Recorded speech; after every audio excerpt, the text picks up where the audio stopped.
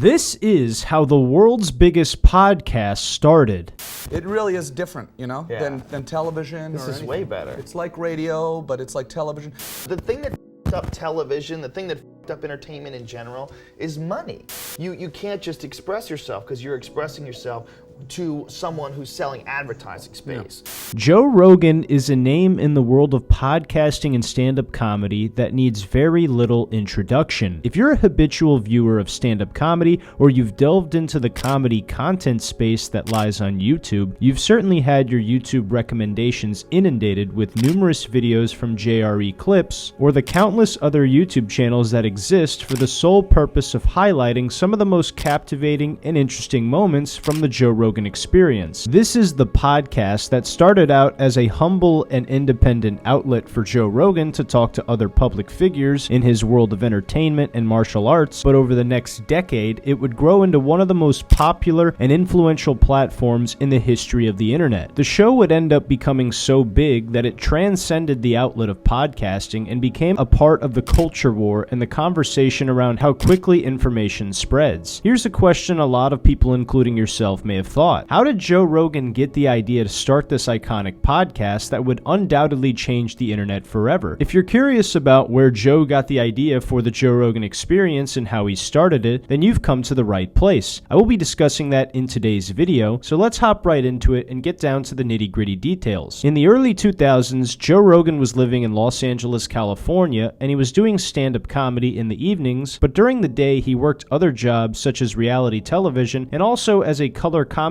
for the Ultimate Fighting Championship. Joe's big TV role in the early 2000s was the host of the show Fear Factor that started in June 2001, where he was paid handsomely for the next 5 years of his life until the show would come to an end in September 2006. After the show had ended, Joe had amassed a pretty penny which allowed him to live comfortably in LA, and he was working regularly at the Comedy Store as well as neighboring comedy clubs in the Southern California area. However, he was still in search of another project that would allow him to express himself openly and honestly. Then in 2007, Tom Green would invite Joe onto his web television show called Webovision that was set up to live stream straight from Tom Green's living room on the computer. Tom Green was an early pioneer of this type of internet broadcast, and he had many different guests such as Steve-O, Norm Macdonald, and Bob Saget. Then eventually, Tom had Joe on the show, and they would end up having a prophetic conversation about the future of the internet and broadcasting. It started out as Tom and Joe talking to and connecting with the fan over a Skype call about comedy, and this concept was absolutely mind-blowing to Joe as Tom continued to elaborate on how it's different from television. Dude, I think this is fucking awesome. Thank you, man. See, no, I mean, this is the craziest thing ever. I was just, to me it gets fun when I just can sit here and just be the kind of computer guy and set you up with some calls here. You know how excited, you think it's cool for us, think how cool it is for some kid who just gets to call up and talk to his favorite comedian on the air, look him right in the eyes and have a goofy conversation. It really is different, you know, than television. This is way better. It's like radio, but it's like television, and the genre is different because we can sit here and ramp, you know, there isn't that time constraint, you know, there isn't that pressure. Then one of the big points that Joe Rogan would make was how money and corporate interests were really to blame for the general downtrend in the quality of television. Then we get to see the gears turning in Joe's head as he explains why this is so much better and how he wants to work with Tom and figure out a method of monetization for these types of internet broadcasts. Well, not only that, there's not a corporate pressure. See, the thing that f***ed up television, the thing that f***ed up entertainment in general is money. They were selling advertising, so everybody has to say certain words, don't say certain words, don't bring up certain subjects. You can't just express yourself because you're expressing yourself to someone who's selling advertising space. And that's all and that f***s up everything. It doesn't make anything good. We need a f***ed up advertiser around here, that's all. You just need to keep doing this. We need to figure out how you make money from this. Yeah, I've got a lot of neat ideas I want to talk to you about because I know you're into this computer thing. Quick side note, I can't help but think of Norm every single time Tom Green says computer thing, but that's besides the point. This really was the moment where Joe knew he wanted a free and open broadcast for himself online, and the inception of what we now know as the Joe Rogan Experience. Joe had also been a guest on the Opie and Anthony radio show, which was another highly successful show where free and open dialogue was the focal point. point. And this show certainly influenced the creative vision that Joe Rogan had as well. Then at the end, we even get to see perhaps a slightly drunk Joe Rogan rant about how these suits are not creative people and how they try to have a stranglehold on artists and their creative freedom. The first person that came to his mind was Dave Chappelle and how Comedy Central handled him not wanting to do Chappelle's show anymore.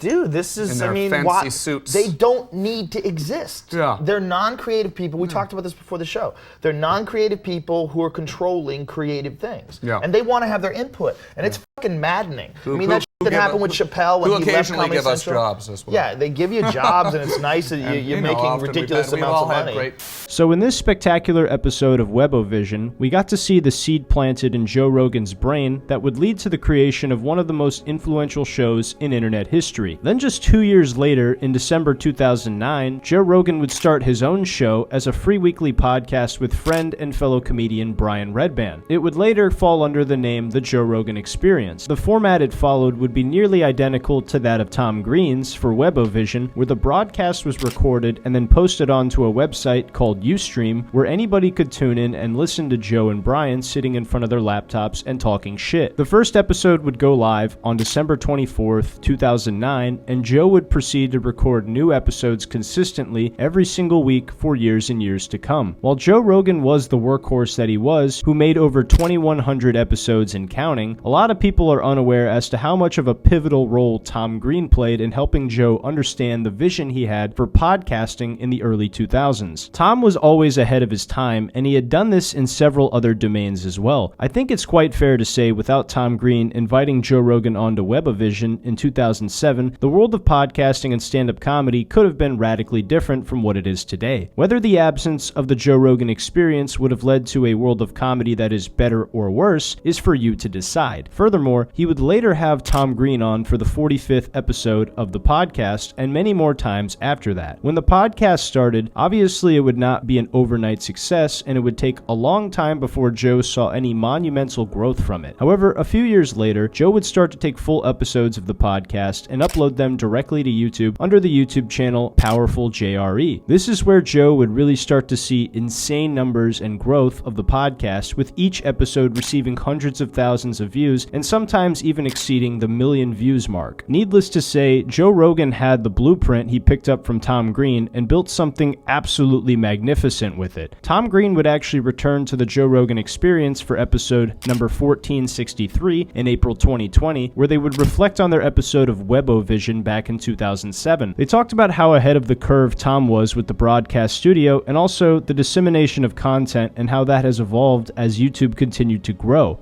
I found that clip from when you came up to my house back in the day, and I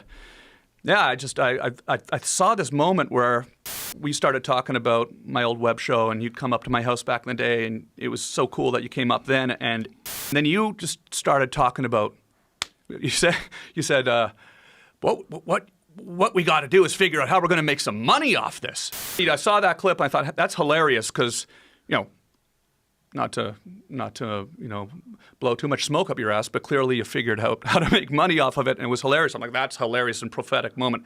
Really planted a seed in my head to do something like this online. Yours was a big one. Yeah, being at your house and seeing how you had servers.